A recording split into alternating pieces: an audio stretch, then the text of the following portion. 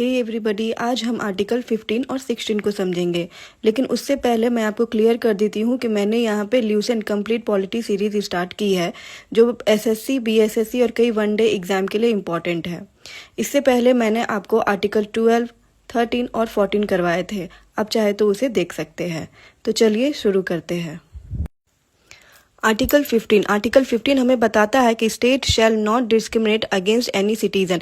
State किसी के भी साथ किसी भी तरह का भेदभाव नहीं कर सकती, only on ground of religion, race, caste, sex, place of birth. चाहे आपका कोई भी रिलीजन हो, रेस हो, कास्ट हो, सेक्स हो या कहीं भी आपका बर्थ हुआ हो, उसके आधार पर आपके साथ डिस्क्रिमिनेशन नहीं किया जाएगा इन पब्लिक प्लेसेस। अब पब्लिक प्लेसेस मतलब public restaurant, hotel, places of public entertainment, use of well, tank, ghats, roads etcetera. इन सब पे पब्लिक को इक्वली एक्सेस है।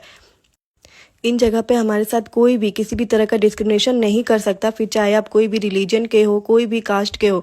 लेकिन ध्यान देने वाली बात है कि ये सिर्फ पब्लिक प्लेसेस पे अप्लाई होता है, प्राइवेट प्रॉपर्टी पे नहीं।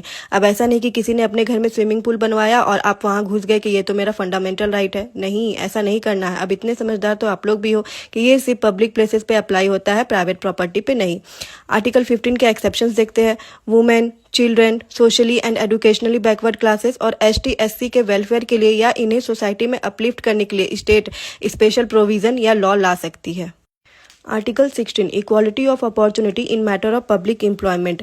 बात अगर पब्लिक एम्प्लॉयमेंट या गवर्नमेंट जॉब की आती है तो सबको इक्वल चांस मिलेंगे। गवर्नमेंट जॉब में सबको इक्वल अपॉर्चुनिटी मिलेगी।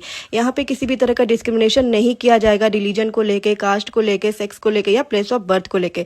एक्सेप्शन एसटी एससी और ओबीसी को रिजर्वेशन अलाउड है अंडर आर्टिकल 16 क्लॉज 4 और एसटी एससी को प्रमोशन में भी रिजर्वेशन मिलते हैं।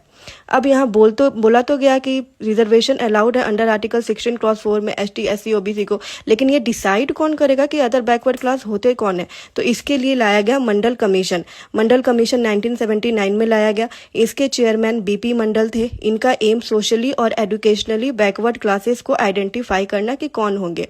अब इनकी रिकमेंडेशन आई और उसमें कहा गया कि ओबीसी को 27% रिजर्वेशन अलाउड है और 1990 में गवर्नमेंट ने इसे इम्प्लीमेंट भी कर दिया। लेकिन उसके बाद आया इंदिरा साहनी केस, जहां पर रिजर्वेशन को 50% फिक्स किया गया, 50% अलाउ किया गया और ओबीसी के क्रीमी लेयर को एक्सक्लूड किया गया। मतलब आर्टिकल 16 ने रिजर्वेशन अलाउ किया, मंडल कमीशन ने बताया रिजर्वेशन किसको मिलेगा और इंदिरा साहनी केस ने रिजर्वेशन फिक्स किया। अब यहाँ पे दो इम्पोर्टेंट बात आती है।